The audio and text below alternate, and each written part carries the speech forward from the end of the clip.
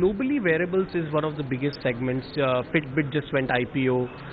At the same time, there are several companies with Apple Watch and Samsung Gear. So clearly, miniaturization of technology and Internet of Things is going to become big. So the phone is going to become smaller and smaller, and soon you will be wearing your phone on your wrist or wearing it on your glasses. In a few years' time, the mobile itself will disappear, and everybody will have a wearable of some kind, whether it is for medical, whether it is for payment, whether it is for finance, whether it is for security. There are so many use cases of wearables, both in the enterprise space as well as a personal space. The reason why I'm asking you this question is because, even in a market like US, wearables have seen a subdued demand over the past several quarters. How do you see, the Indian market shaping up in terms of consumer demand for wearables? No, consumer demand is actually massive. I mean, if you look at the online trends, if you look at largely online, clearly Flipkart, Amazon, Paytm, all are our key marketplaces. The other big demand is coming from corporates.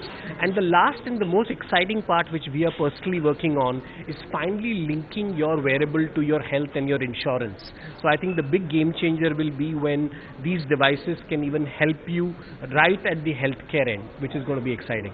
How does GOQII differentiate itself from other players? You've got like the biggies like Apple getting into the wearable segment to, already established players like Fitbit. How does GOQII differentiate itself from the other players in the market?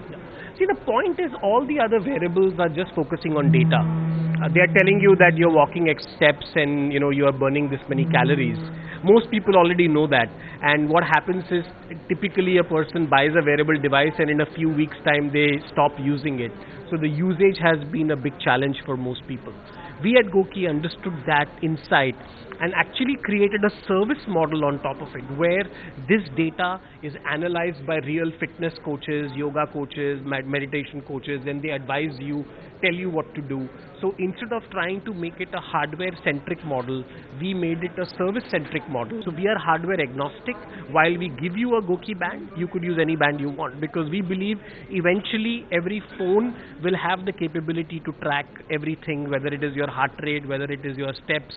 So the wearable will become part of whatever you do. I think the question for us is how fast can we grow?